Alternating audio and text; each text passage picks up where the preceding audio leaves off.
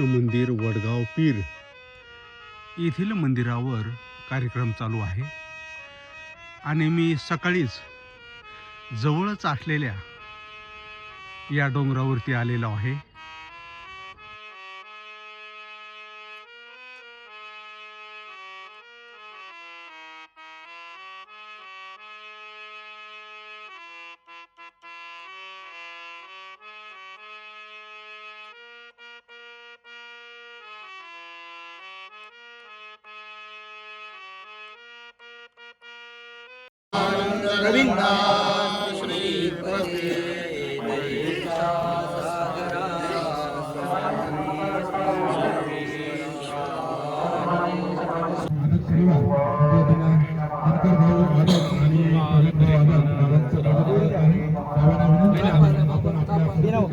या ठिकाणी या ध्वजाचं आरोहण संपन्न करावं. श्री गोपाल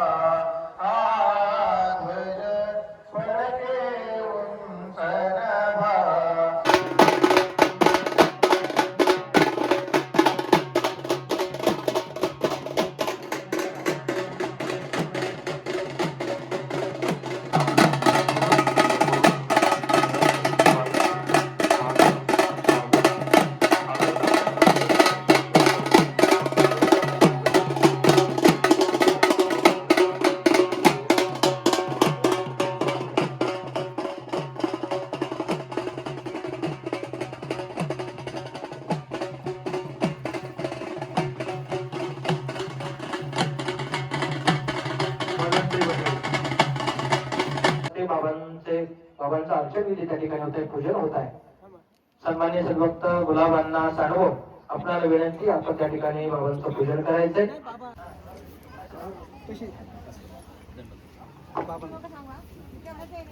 श्री गोपाल कृष्ण महाराज की जय, दत्तात्रेय महाराज की जय.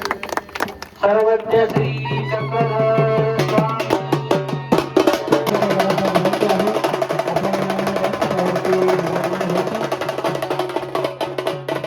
आदरणीय श्रद्धेय कवीश्वर कुलभूषण आचार्य तपस्वी करावे कुसुमासम, करावे कुसुमासम. सर्वज्ञ श्री चक्रधर स्वामी की जय. ज्यांचं खऱ्या अर्थाने संपूर्ण काळ त्यांनी या कार्यक्रमासाठी घालवला की आपल्या डोळ्याने हा एखादा कार्यक्रम व्यवस्थित पार पडला पाहिजे, अशा उद्देशाने ज्यांनी हा कार्यक्रम ठेवला, असे परमपूजनीय श्री संदीप दादाजी कपाटे. बाबाजींच्या अथक प्रयत्नातून हा नयनरम्य सोहळा आपण धर्मसभा आयोजित केलेली आहे. भागवताचार्य श्री चिरडे बाबाजी महानुभाव निफाड बाबांनी संपूर्ण कार्यक्रमाच्या सभेचं अध्यक्षस्थान भूषवावं अशी बाबा आपल्याला विनंती आहे. त्याचप्रमाणे संपूर्ण कार्यक्रमाचं कार्याध्यक्ष म्हणून आदरणीय श्रद्धेय वयोवृद्ध ज्ञानवृद्ध तपोवृद्ध कवीश्वर कुलभूषण आचार्य तपस्वी छत्रपती संभाजीनगर येथील बाबाजी तथा आमच्या सर्वांच्या आत्याबाईंनी संपूर्ण कार्यक्रमाचं कार्याध्यक्षपद भूषवावं अशी कार्यक्रम आयोजकांच्या वतीने या ठिकाणी विनंती करतो. याच्यात नाविन्य काय आहे हे जर आपल्याला पहिल्यांदा जर समजून घ्यायचं असेल तर हा जो प्रदेश आहे, हा शिरूर तालुक्याचा हा पठारी प्रदेश, आपण सर्वजण पाहते चौबाजूला जर लक्ष दिलं तर कुठेही तुम्हाला इथे त्या ठिकाणी बागायती क्षेत्र दिसणार नाही, कुठेही हिरवळ दिसणार नाही. अत्यंत वृक्ष असलेला हा प्रदेश आणि दगडाचं कठीण असलेला हा प्रदेश आहे. परंतु या माळरानावर नंदनवन फुलवण्याचं जे कसब आहे आणि हा आनंद घेण्याचा जो आपल्याला या ठिकाणी हा क्षण प्राप्त झालेला आहे, हा काही कमी नाहीये. हे खूप महत्वाचं आहे. जो आपल्या सर्वांच्या दृष्टीने हा क्षण खूप महत्वाचा आहे. जसा हा प्रदेश पाण्याच्या संजीवनीने एखादा झुडूप हिरवगार व्हावं, त्याला फळ यावं, फुल यावं, बहरावं आणि त्याचा आस्वाद आपण सर्वांनी घ्यावा. तत्वात या भूमीला, कारण ही जी भूमी आहे शिरूर तालुक्याची, आपल्या सर्वांना हे विदित आहे, पंथातल्या सर्व साधकांना, की अच्युत गोत्राचार्य कैवल्यासी श्रद्धे श्री बाबा यांची जी जन्मभूमी अहमदाबाद इथं आणि ह्या भूमीतून हे उदयाला आलेलं एक खऱ्या अर्थाने ज्ञानेश्वर माऊलींच्या भाषेत जर सांगायचं असेल, येऊलेसे रोप लावेले द्वारी त्याचा वेलू गेला गगनावर. हा वेल गगनावर गेलेला आपण सर्वजण पाहत आहोत. परंतु हा वेल जो लागला आणि आज महानुभाव संप्रदायाच्या एकंदरीत विचाराकडे, शास्त्राकडे आणि या तत्वज्ञानाकडे पाहू जात असताना आदरणीय सत्यश्री बाबांनी या संप्रदायाला एक जी ऊर्जित अवस्था निर्माण केली. वारकरी संप्रदायाच्या अगोदर या महाराष्ट्राच्या भूमीमध्ये हा संप्रदाय उदयाला आला 12व्या शतकात. नंतर ज्ञानेश्वर माऊलींचा जन्म झालेला आहे. वैष्णव संप्रदाय हा नंतर जन्माला आलेला आहे. त्याच्या अगोदर मानव संप्रदायाची स्थापना महाराष्ट्राच्या भूमीमध्ये या ठिकाणी स्थापित झालेली आहे. अशा या मराठी भाषेच्या जननीचा, मराठी सारस्वताच्या खऱ्या अर्थाने अस्मितेचा जो मानबिंदू आहे, ज्याची खऱ्या अर्थाने पाया भरणे जर कोणी केले असेल ती महानुभाव विद्वानांनी केलेली आहे.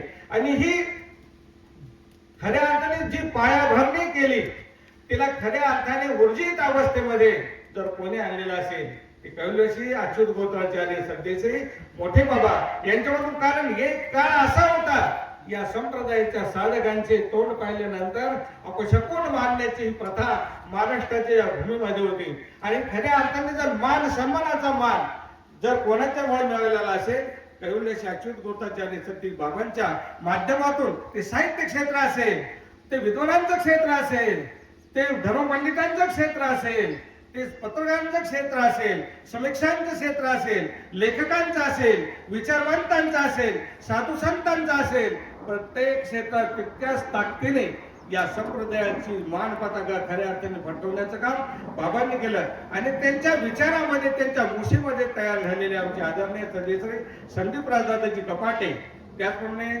श्रद्धेश्री अंजनाताई कपाटे, अंजना अक्का, करंदी गावातून हे उदयाला आलेलं खऱ्या अर्थाने हे रोप त्याच्यावरचे संस्कार झाले. कारण झाडाला जर खूप काठी केली तर ते खऱ्या अर्थाने बहरतं फळतं फुलतं. तसंच विचारांचे संस्काराची खूप काठी, धर्माची खूप काठी श्रद्धेश्री बाबा यांना बनले आणि त्या खूप काठीतून बनल्यानंतर हे रोप खऱ्या अर्थाने आज बहरलेलं आहे, फुललेलं आहे. त्या फळांचा फुलाचा आस्वाद आपण सर्वांनी छानघोर वस्तीतील वडगाव पीर या गावातील सर्व भाविक जन भक्तजन आपण सर्वजण घेत आहोत. सर्वज्ञ श्री चक्रधर स्वामी की जय. की नारद याच्या दर्शनाला गेले होते श्रीकृष्णाच्या. सकाळी सकाळी आता निघाला घराच्या बाहेर, आधी श्रीकृष्णाचं दर्शन घेऊन जावा.